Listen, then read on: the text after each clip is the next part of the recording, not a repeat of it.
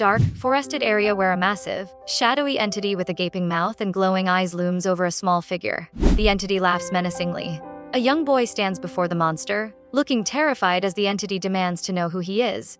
A beautiful woman with long hair and a dark dress appears, giggling as she leans over the frightened boy. She remarks on what a flimsy little human he is and declares that she will make him her offering. The boy realizes with horror that he is going to be killed. The setting transitions to a modern city skyline at night.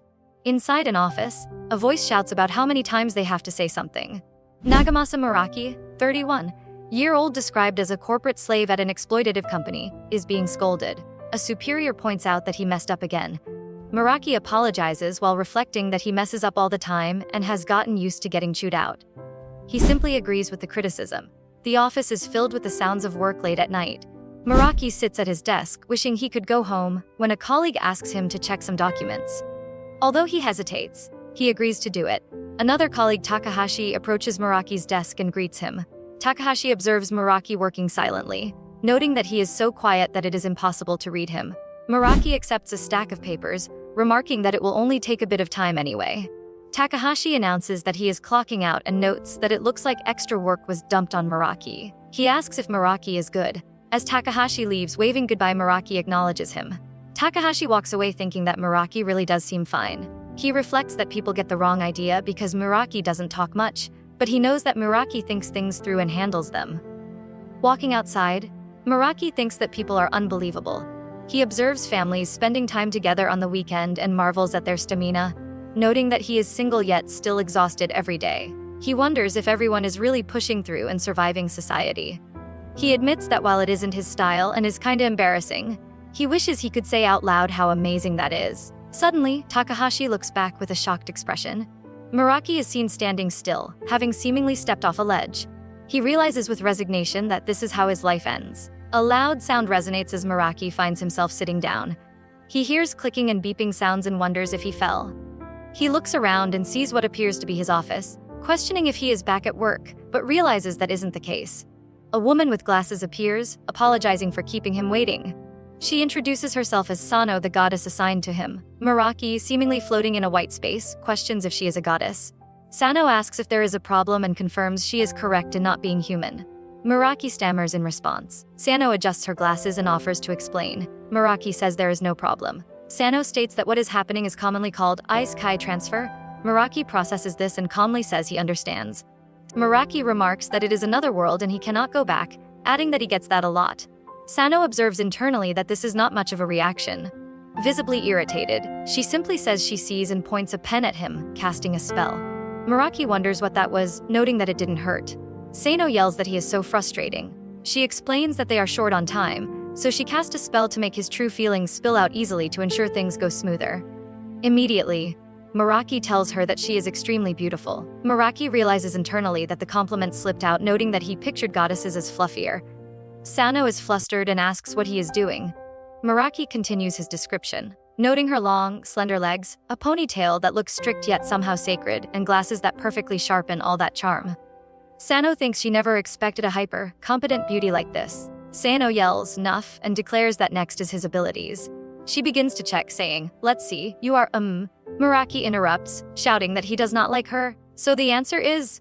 Sano declares that if there is nothing else, the process concludes. Muraki protests that this is his once-in-a-lifetime isekai experience, but he is dropped through a trapdoor. As he falls, he realizes he has no abilities. Sano watches him descend, reflecting that his true opinion was that she was beautiful, and she bids him a safe trip. Muraki plummets from the sky, screaming as he falls. He crashes onto the ground and groans in pain, lamenting that he was transported to another world but received nothing.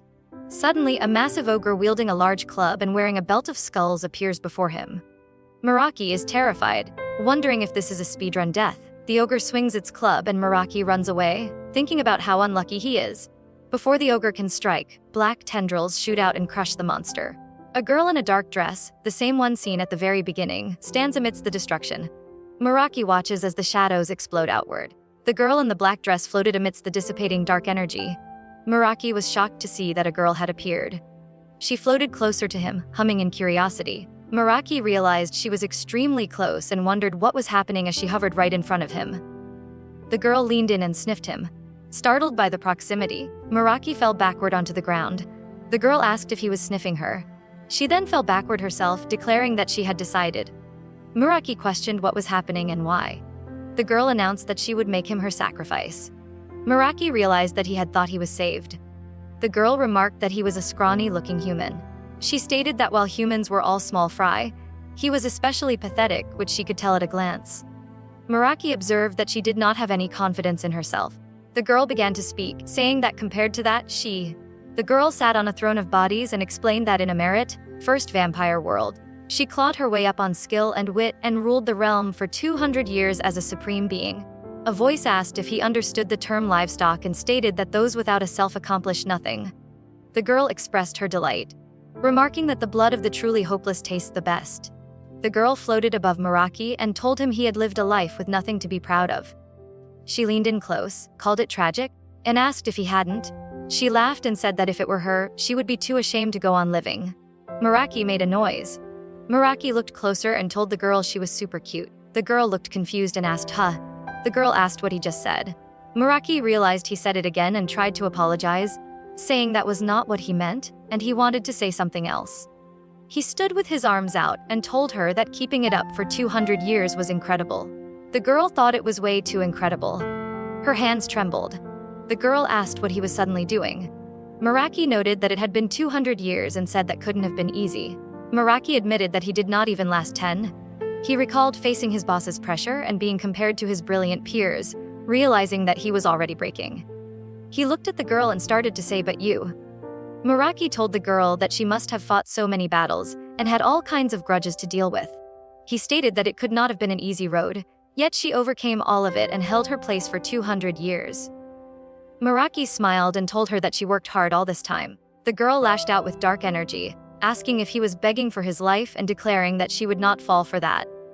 Muraki said that was not it. The girl yelled that she hated lies and told him not to lie.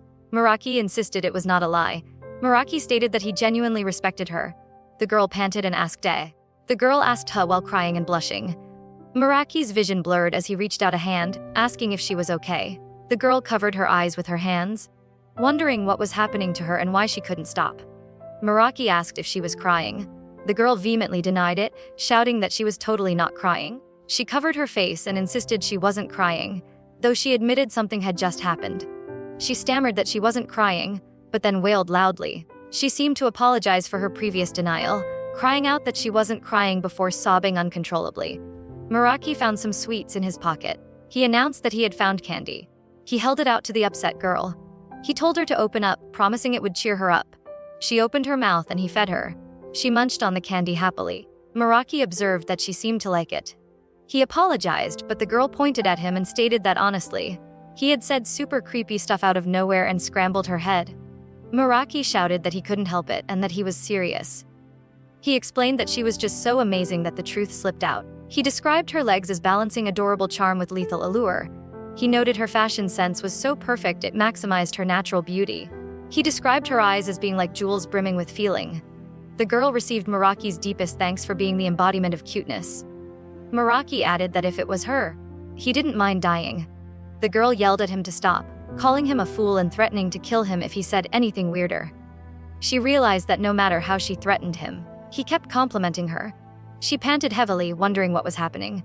She felt that this vampire was so cute that she would turn to mush. She was far too unused to being praised, and no wonder. On her way to the top, she had made way too many enemies. She would taunt weaklings, calling them small fry and mocking how big they talked.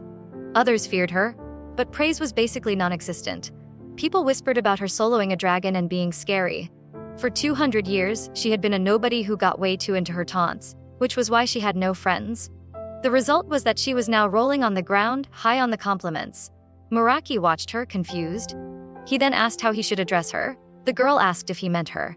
She posed proudly and told him that those trembling in fear yet worshipping her should call her Mesuga-oni. Muraki hesitated. The girl giggled, admitting she did not really understand the meaning of the name Mesuga-oni, but since everyone whispered it, it felt good enough. Muraki thought to himself that he was pretty sure they were mocking her. Muraki introduced himself as Nagamasa Muraki. The girl remarked that Nagamasa was quite a nice name. Unlike Mesuga-oni, Muraki decided to take his leave addressing her as Ms. Mesuga-oni. The girl suddenly shouted for him to wait, asking what he had just said. Muraki looked confused. She questioned if he was really going to toss her aside after doing all that to her. She accused him of praise, dumping her and leaving, calling him a demon. Muraki wondered what praise dumping even was. The narration described this as the tale of complicated women who ended up unable to live without this man. It was a story that may or may not cause massive ripples across the world. View of a large walled city in a fantasy landscape. Muraki stands looking at the city, realizing that he really did come to another world. He thinks about having a fresh start and a slow life, noting that he is finally free from corporate slavery. The girl floats in the air behind Muraki. Muraki thinks that living a slow life is what he wants to do, but implies there is an obstacle preventing it. Muraki reflects on the wild mood swings of this self-proclaimed Mesuga-oni. He recalls that he praised her a little, she burst into tears, and then clung to him like crazy. He observes that she has been trailing him ever since. Muraki addresses the girl as Mesuga-oni-san. She reacts with excitement, asking what it is. Muraki then says it is nothing. The girl says, I see, and thinks that the situation is tricky, wondering what to do next. Muraki thinks that he wants to live at his own pace. He considers that tending a field sounds nice. Raising livestock could work, and in a world like this, there is probably work handling monster cuisine too. He thinks that all of it would be tough, but definitely more rewarding than being a corporate drone. He looks at the girl trailing him and thinks that this means he cannot waste time tangled up with this obvious walking headache. Muraki and the girl walked along a path until the girl noticed something and said, "Oh." A slime sat on the ground nearby. Muraki observed that it was a slime. The girl immediately unleashed a violent attack of dark energy upon it. With a shout of "Hup," the girl obliterated the slime. Muraki asked Mesuga-oni-san if that was necessary. The girl insisted it was, claiming they were very close to getting jumped. Muraki countered that the slime was not even looking their way and admitted that he was scared. The girl yelled that it was a lie. Muraki thought it was a poor thing. The girl explained that it was not just a simple slime.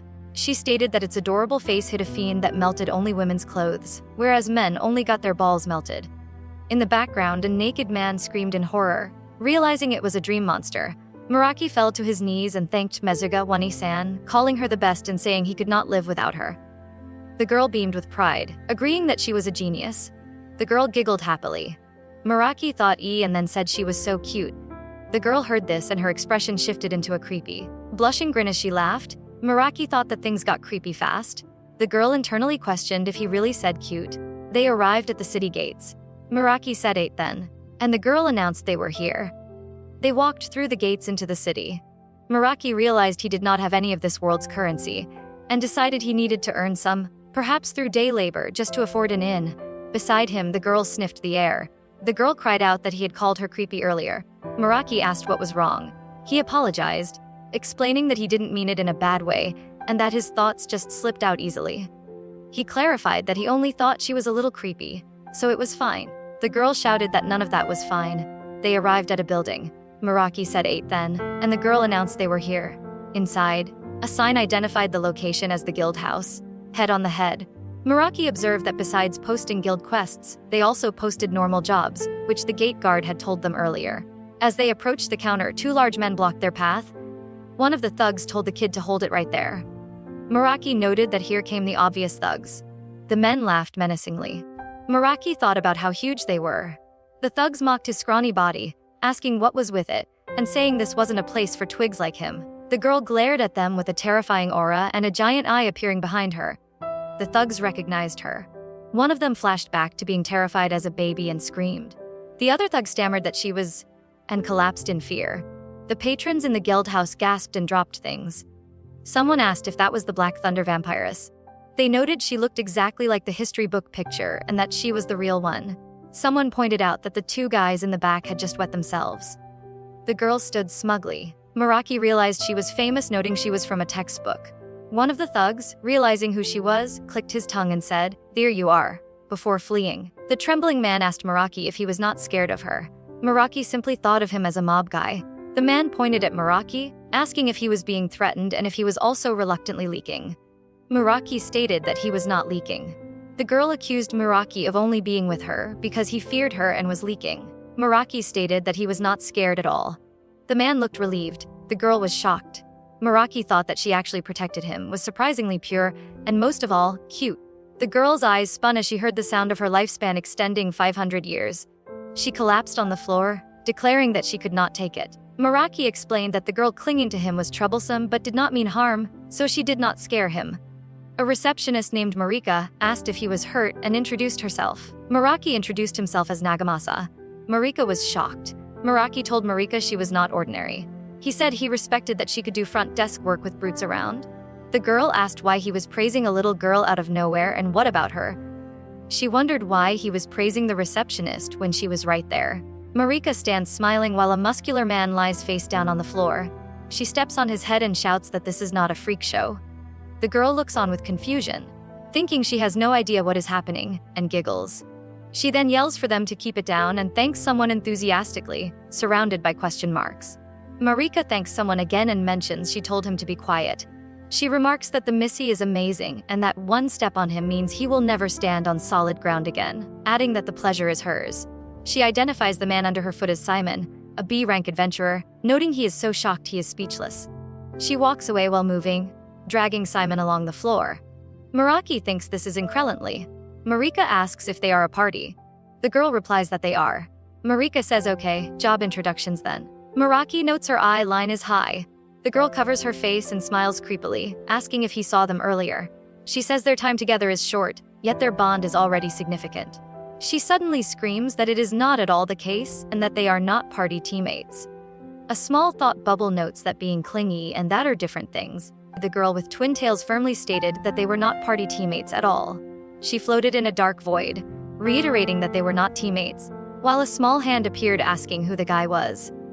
A delusion occurred where the boy reached for the falling girl, calling out Mesuga-oni and Nagasama, shouting it was impossible. In reality, the boy sat next to the girl, holding her hand and saying it was not bad, and she replied with a happy. Another delusion showed the girl smiling happily next to the boy, calling him Nagasama and asking if he forgot their memories together. Back at the guild counter, the girl lay on the floor calling out Nagasama. The receptionist Marika apologized and understood the situation. The boy tried to inquire about a job, asking for something specific. He turned to the girl, calling her Mesuga-oni while thinking about monster subjugation or pulling weeds. The girl jumped up excitedly, shouting about monsters and subjugation. She declared that since they were a party, they would hunt monsters together. The boy thought her name to himself. The girl stood on the counter, claiming she would beat anything and asking what was available. The boy pulled her leg, asking her to get down. Marika said right then. The girl internally hesitated, thinking that was not really her thing. She thought that if she took down a huge monster, he would surely praise her like crazy. A silhouette of the boy thought that this pervy brat got tons of praise for doing pervy things.